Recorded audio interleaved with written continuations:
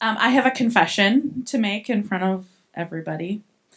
I one time chose a different pepper grinder on Amazon because it got delivered a day earlier. Had nothing to do with the quality, right? I just remember thinking, I don't need quality, I need it tomorrow. Has anybody else ever done this? Okay, good. It wasn't just me. Because I remember a day when 2-day shipping sounded magical, but now if it doesn't arrive tomorrow, I'm offended. I am offended by waiting 48 hours. That's forever. And we live in a world that's like this now. We live in a world that hates waiting. We can get almost anything on demand, right? Same day delivery, streaming services. We've got all the answers in our pocket on our phone. But I've noticed that God does his deepest work in us slowly. Oftentimes it's when we feel stuck. So today we're going to look at Acts 24. Paul is in that kind of season, and he's stuck in the legal system. His ministry is traveling at that time, and it's on hold. He's sitting in jail, and he didn't even do anything wrong. But he doesn't shut down. He bears witness. So let's take a look together at Acts, starting at verse 10. It says, "When the governor motioned for him to speak, Paul replied, 'I know that for a number of years you have been a judge over this nation, so I gladly make my defense. You can easily verify that no more than 12 days ago I went up to Jerusalem to worship. My accusers did not find me arguing with anyone at the temple or stirring up a crowd in the synagogues or anywhere else in the city, and they cannot prove to you the charges they are now making against me. However, I admit that I worship the God of our ancestors as a follower of the way, which they call a sect. I believe everything that is in accordance with the law and that is written in the prophets. And I have the same hope in God as these men themselves have, that there will be a resurrection of both the righteous and the wicked. So I strive to always keep my conscience clear before God and man. After an absence of several years, I came to Jerusalem to bring my people gifts for the poor and present offerings. I was ceremonially clean when they found me in the temple courts doing this. There was no crowd with me, nor was I involved in any disturbance.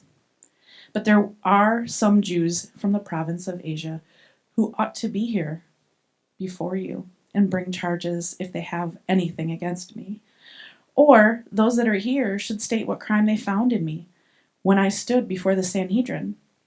Unless it was the one thing I shouted as I stood in their presence, it is concerning the resurrection of the dead that I am here on trial before you today." So Paul's standing before the governor named Felix to answer false charges. And he doesn't do what I would do and explode. He doesn't spiral into self-pity, also what I might do. He calmly explains what he's done, what he believes. And in verse 16, I don't know if you caught this, he said, "So I strive always to keep my conscience clear before God and man." He is able to wait without being consumed by resentment because his conscience is clear. Have you ever been at work when a project kind of goes sideways and the boss wants to know who's to blame? The easy thing to do, right, is to shade the truth in email, to subtly push it off onto a colleague, or to conveniently leave out some of the details. But if you decide, I will tell the truth, I will own my part, I won't throw anybody under the bus here, I will work as if I'm working for Jesus, not just my boss. If you do that, your choice might cost you in the short term, right? There'll be an awkward meeting, maybe a hit to your reputation. But over time, that kind of integrity becomes a witness. People start to notice that you don't play the office politics the same. You become the person that others trust with hard news and difficult conversations. That's bearing witness while waiting.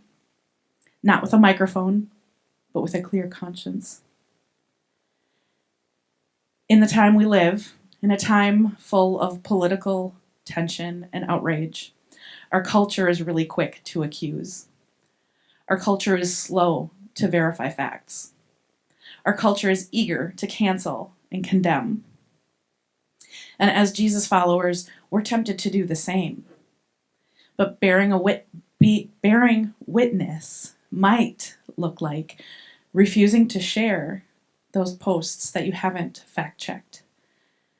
Speaking about people you disagree with as image bearers instead of enemies.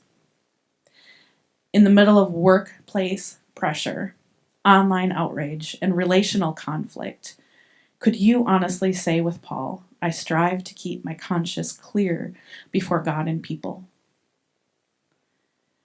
Because Paul doesn't just defend himself. In verse 15, we also see that he confesses, I have the same hope in God that there will be a resurrection of both the righteous and the wicked. His hope is not in a favorable court decision. His hope is not in a political shift or a sudden change in circumstances. His hope is in the resurrection. His hope is knowing that Jesus is alive and justice is ultimately in God's hands. Recently, we've seen so much war. We've seen conflicts displacing millions of people around the globe, an ongoing mental health crisis, economic uncertainty, rising costs, job insecurities, social fragmentation, distrust. If your hope is tied only to this life, if your hope is tied to this quarter's numbers, this election, this job market, the weight of the news can crush you. But if Jesus really rose from the dead, then history is not random.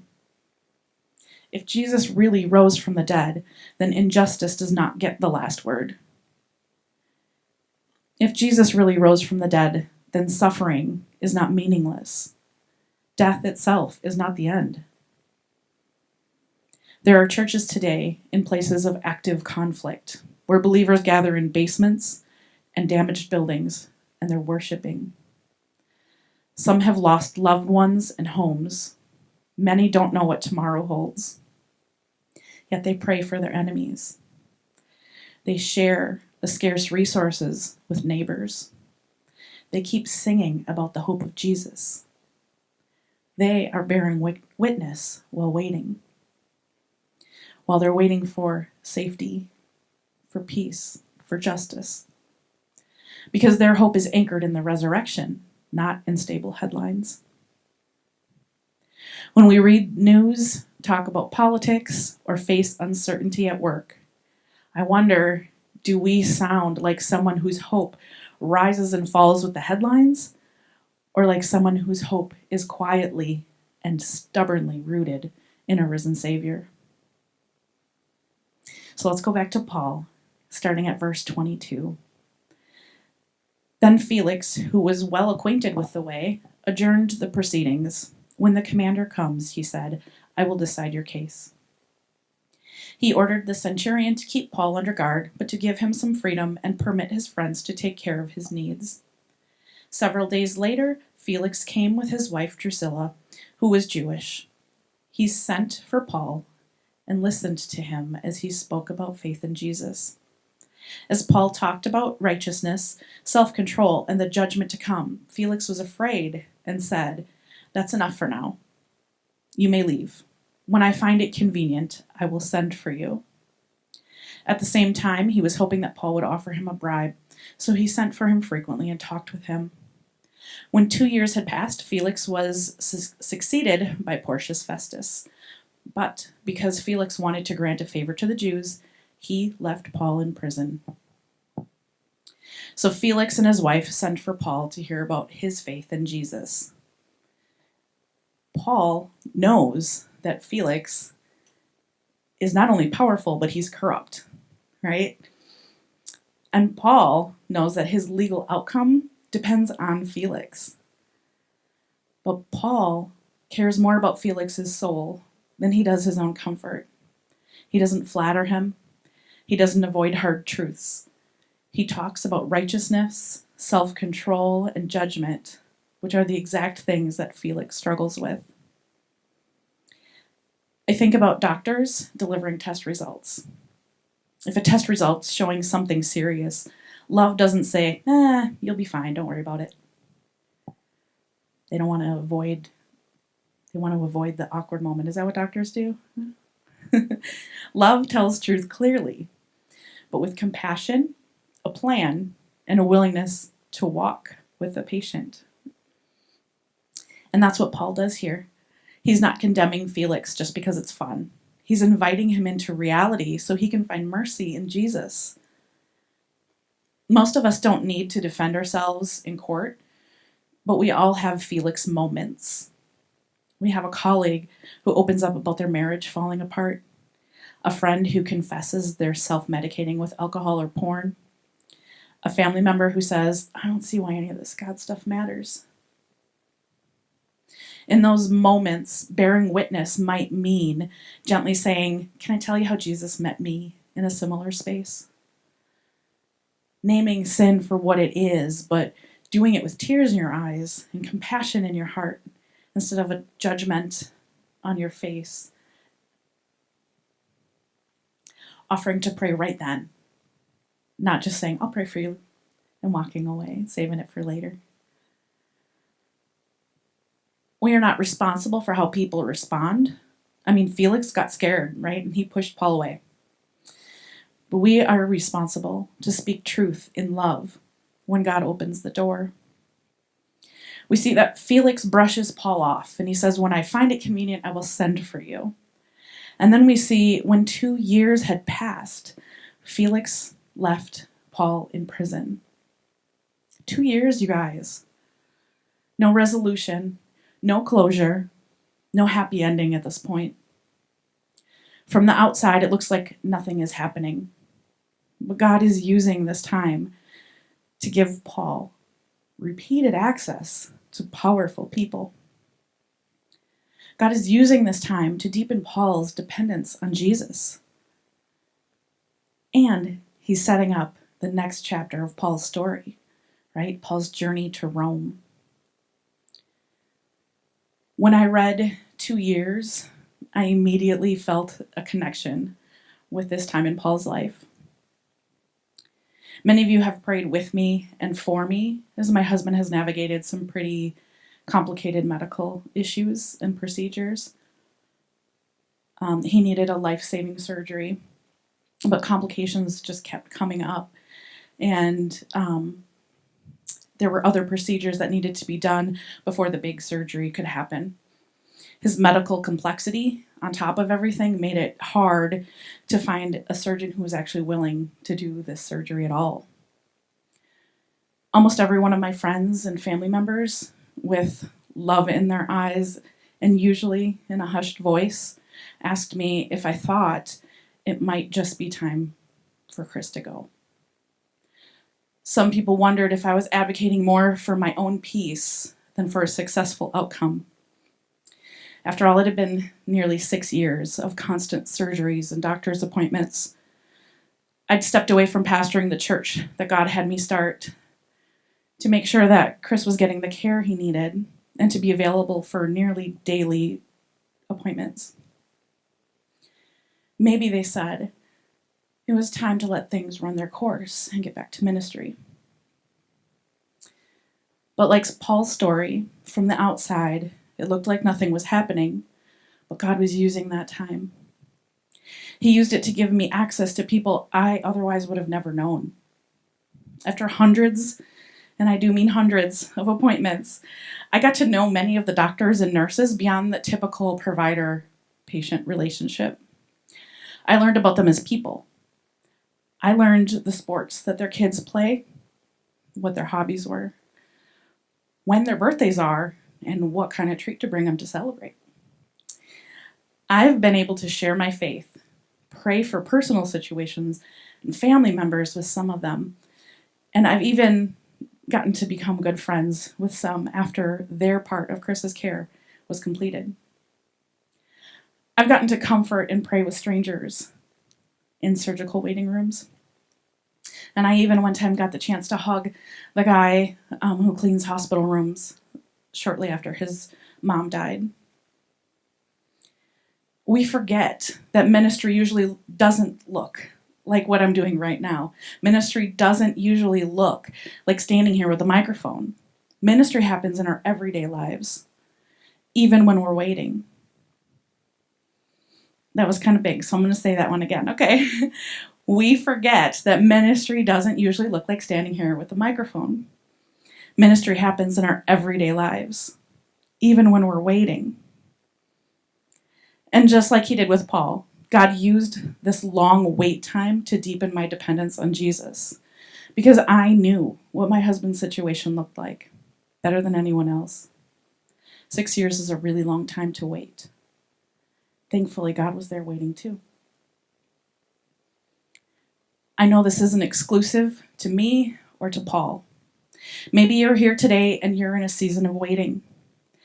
Maybe it's a friend with a substance use disorder who keeps relapsing, a deeply divided workplace or family, justice reforms that feel painfully overdue. You pray for months or years, and it can feel like nothing is happening. And then suddenly the door cracks just a little bit. And the person with substance use disorder finally agrees to treatment. A conflict that felt impossible begins to soften. A small group here at Madison Church quietly keeps serving. Gradually, people's lives start to change. Often when you look back, you realize God was working under the surface while you weren't watching, while you were waiting. Right here in Madison, there are Jesus followers who've been serving in the same neighborhood for years, constantly serving with the same nonprofit, showing up for the same coworkers through layoffs and leadership changes, praying for their workplace or their block for a decade or more. They aren't on stage. Most people never even notice them. But over time, their quiet presence, their consistent kindness, and their willingness to speak about Jesus shape the spiritual climate of that place. That is bearing witness while waiting. It's a long obedience in the same direction. It's playing the long game. Where are you tempted to right now say, this isn't working, I'm done, I'm out? What if that very place is where God is inviting you to stay, to keep praying, to keep showing up, to keep bearing witness a little longer? Paul's example gives us a few practical ways that we can bear witness while we wait. And I promise I'm going to go through these and wrap it up, okay? I know I'm talking forever. But guard your conscience. First of all, guard your conscience. Before you speak or post, ask yourself, is this true? Is it kind? Is it necessary? We've all heard that, but do we put it in practice? Sometimes. In your job, am I honest with my time, my expense reports, my words about others? In relationships, ask yourself, am I choosing forgiveness or rehearsing bitterness? Another thing we can do is stay rooted in hope, not headlines. Build rhythms that feed your hope. Prayer, worship, regular time, and connection spent with other Jesus followers. Pay attention to how much news and media you're consuming and how that's shaping your emotional world. When you hear about wars and disasters or political turmoil, which is sometimes hourly, right? Let your first instinct be to pray, not just panic. Number 3, look for divine appointments in ordinary places. Your Felix might be your boss under pressure, a coworker quietly going through a divorce, a neighbor who just lost a spouse. Maybe it's a classmate or a coworker who's wrestling with anxiety or purpose. Ask God, who are you putting me in front of today? And then be willing to listen more than you speak. Offer to pray. Share a short story, honestly, about God's faithfulness in your own time waiting. Tell the truth in love. Let's not reduce the gospel to be nice, be spiritual. Be ready to name Jesus as the source of your hope, not just vague positivity. Hold grace and truth together, kindness without compromise, conviction without cruelty. And finally, refuse to waste the wait. That's a big one. Are you saying to yourself, when this situation changes, then I'll serve God? Or are you asking God, how do you want to use me right here, right now?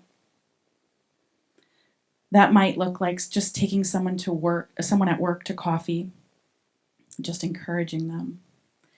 Starting or joining a small group in your office or in your neighborhood. Saying yes to an area of service here at Madison Church that nobody actually pays attention to or applauds. Acts 24 ends with Paul still in custody. There's no pretty bow on this story yet. God is working. From this time of waiting, Paul will eventually go to Rome. He'll testify before more leaders. He'll write letters that still shape us today. Your waiting might feel like a dead end. A stalled career, a long illness, a family situation that just won't move. But in Jesus, your waiting room can be your mission field. You can bear witness while waiting by keeping a clear conscience, anchoring your hope in the resurrection, not the latest crisis, speaking the truth in love, even when it's awkward or costly, and staying faithful when the wait is long and unfair.